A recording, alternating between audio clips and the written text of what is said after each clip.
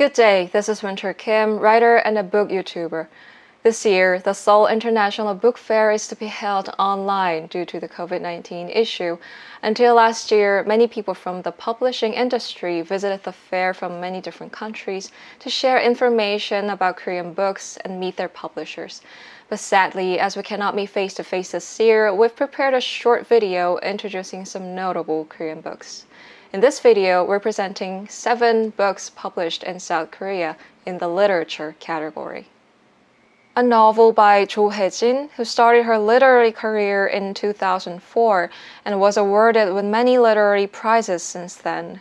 The book portrays how Nana, a Korean-French playwright and an actress who was adopted in France when she was little, visits South Korea after realizing that she's pregnant, and the story of many people she meets. Nana was called Munju by an engineer who saved her life before she was adopted. Seo-young, a university student in South Korea, tries to persuade Nana into finding the meaning of the name because she wants to film the process. Staying in South Korea with Seo-young, Nana traces back to different places such as the engineer's house, the orphanage she used to live in, sometimes welcomed by a woman called Boki. She gradually finds her bond and hope in the land where she was once made a stranger. She also learns about the historical background of military camp towns in South Korea. The novel reminds the readers that, again, in times when all people are strangers to one another, the only way for us to redeem ourselves is to welcome and to call each other's names. A collection of Kim Soom's short stories, who has introduced us with her unique literary word for over 20 years.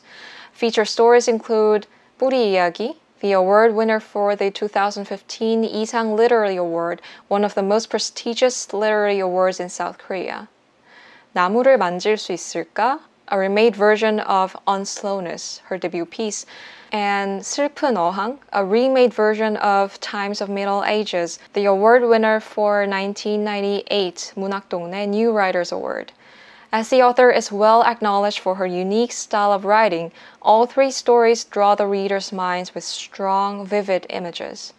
The stories contemplate on the issues regarding existential anxiety and identity through sampled root specimens in 뿌리 이야기, through a hole in the roof in 나무를 만질 수 있을까, and through a goldfish ball in 슬픈 어항.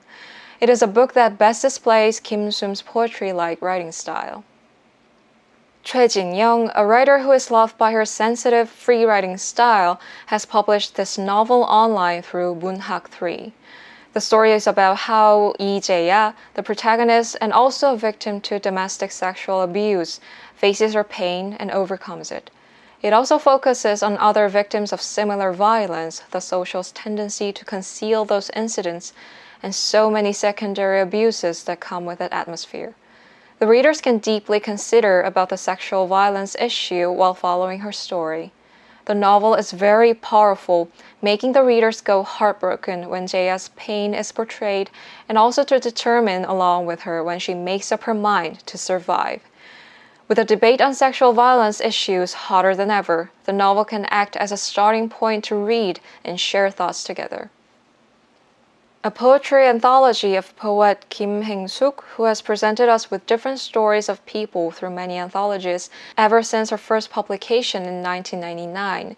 From the first piece, Searching for Lost Times, the poet shows her own memories and thoughts being restructured, going on to summon Shakespeare, Kafka, Echo in Part 2 to transform into others. Since pieces such as Metamorphosis, Postscript to Metamorphosis, On Kafka's Bed, Gregor Samsa's Holiday, and Listen, Mr. Kafka show the poet's style of transforming into others through writing.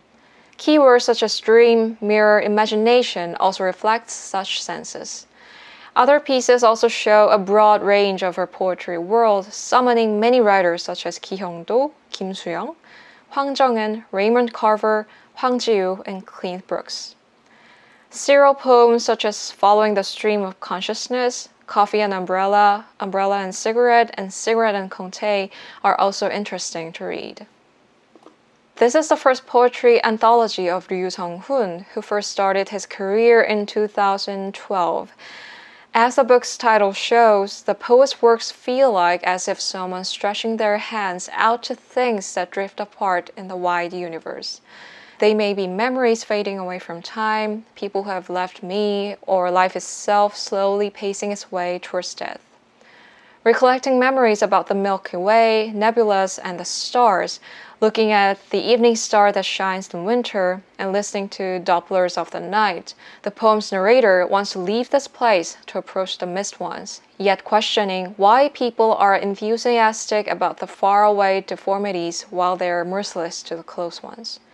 The poet's language, portraying the tension between everyday gravitation and the universal repulsion, is dense and powerful.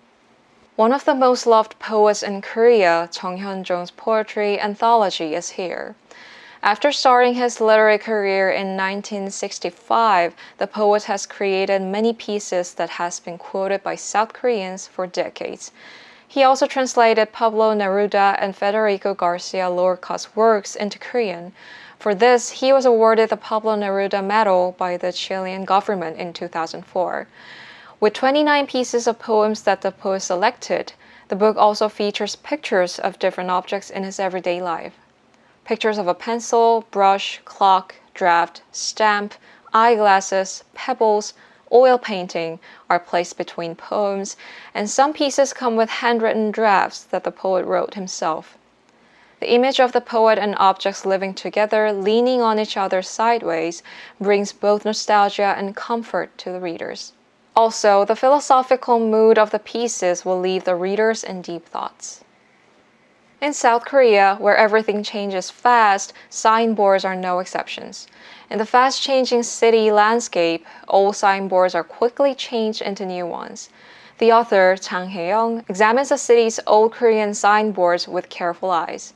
She recorded photos of hand-drawn Korean signboards made by artisans with their own style, not like the recent ones made with computer graphics, and tells us the stories related to those pieces.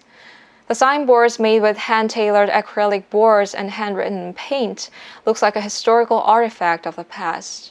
The author mentions that signboards from the city's point of view is like a layer of growth rings inside a tree that shows us many things, from the history of urban immigration to the change of advertisements.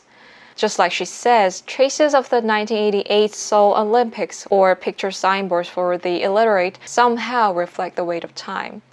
In a way, this essay shows the minuscule places of urban history, the story of people who have lived and are living in the city. That's all for this video, the 7 South Korean books to introduce in the literature category. Thank you all for watching.